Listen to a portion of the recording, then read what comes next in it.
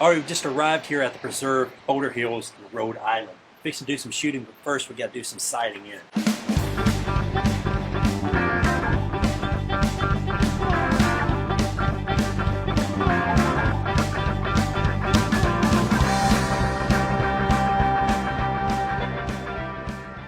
The CCI Clean ammunition high velocity that I'm shooting here is designed for exactly what it says in the name. It's a clean shooting, clean burning 22 LR.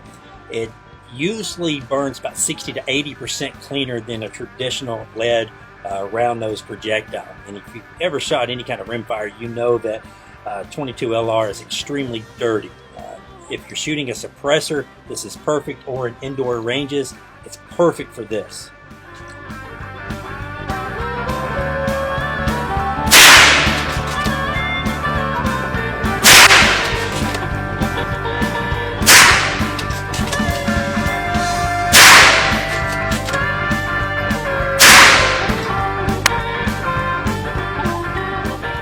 All right, just shot 6 rounds.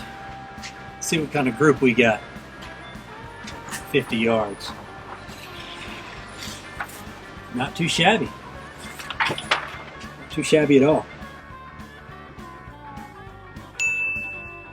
Whatever rifle that you're shooting or whatever ammunition that you're going to shoot, it's important to actually know where your rifle shoots at 50 yards and also at 100 yards.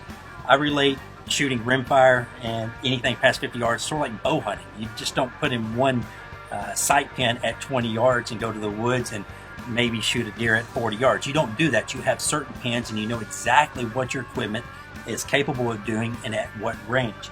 I always try to sight my rifle in with the ammo that I won't be using to hunt with at 50 yards. Okay, after I get through doing that, I will back up at 100 yards and just see where it prints on the paper.